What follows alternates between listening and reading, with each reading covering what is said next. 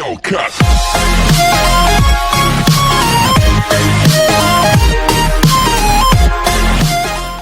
Welcome to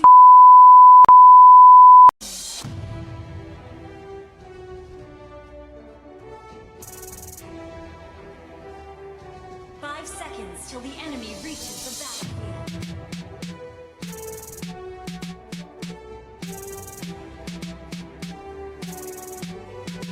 Smash them. Nah, teman-teman pada tahu nggak nih apa pergerakan nasional itu?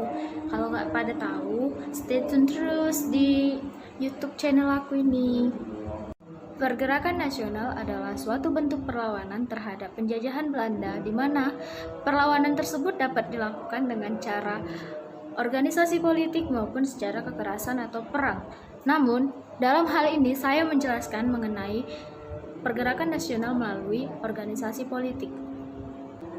Apa saja sih Kak pergerakan nasionalnya atau organisasi politik pergerakan nasional tersebut? Nah, di sini ada Budi Utomo, ada Sarekat Islam, ada Indisi Partij, ada PKI, ada PNI, dan ada Perhimpunan Indonesia, dan masih banyak lagi. Pada kali ini saya akan menjelaskan mengenai Budi Utomo. Ada yang tahu nggak sih apa itu Budi Utomo?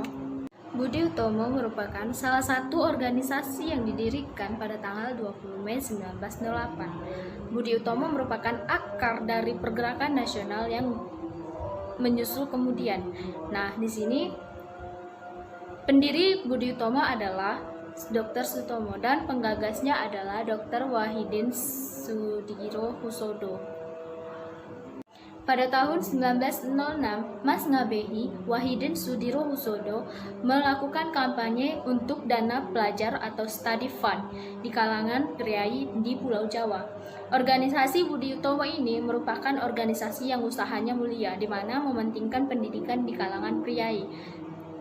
Nah, dari kampanye tersebut berhasillah, maka didirikanlah organisasi Budi Utomo pada tanggal 20 Mei 1908.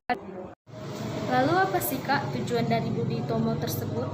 Nah, adik-adik, tujuan dari Budi Utomo adalah yang pertama, untuk perbaikan pelajaran-pelajaran yang ada di sekolah-sekolah. Yang kedua, untuk mendirikan badan wakaf yang mengumpulkan tunjangan-tunjangan untuk kepentingan anak-anak atau belanja anak-anak yang sedang bersekolah.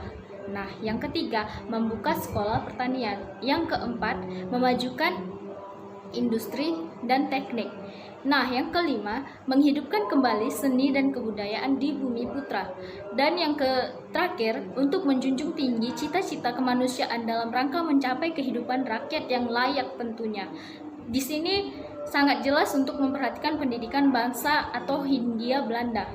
Budi Utomo juga melakukan kongres loh, di mana kongres tersebut dilakukan pada tanggal 3 Oktober sampai 5 Oktober 1908. Kongres tersebut dihadiri oleh cabang-cabang yang ada di Bandung, Bogor, Jogja 1, Jogja 2, Magelang, Surabaya, dan Batavia sendiri.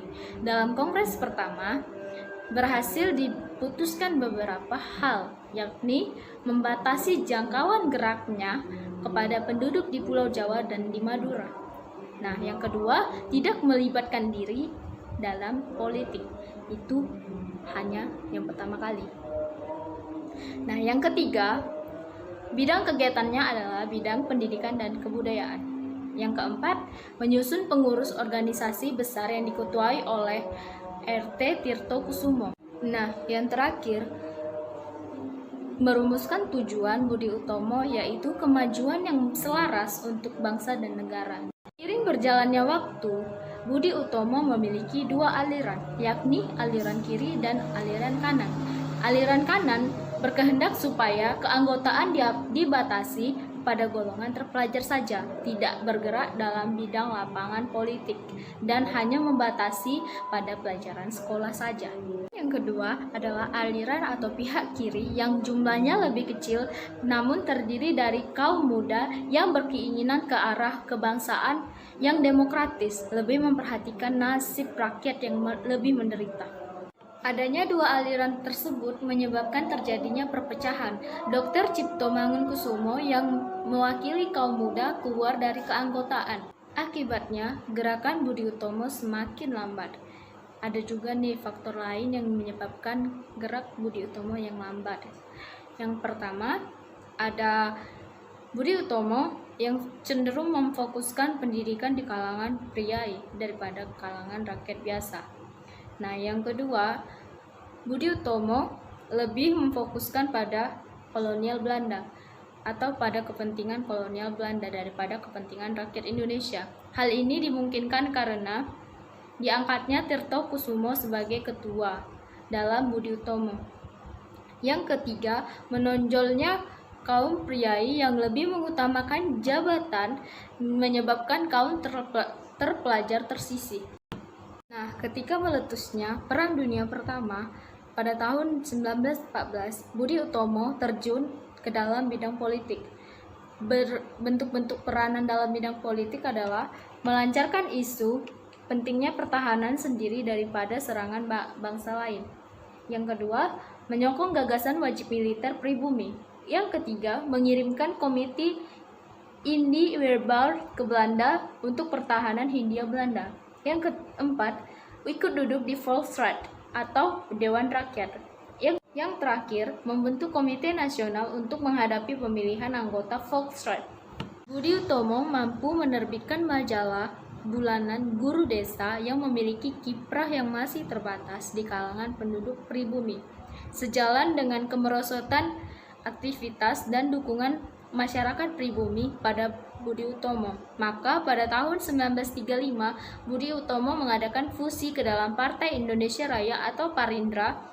Sejak itu juga Budi Utomo terus mengalami kemerosotan dan mundur di area politik.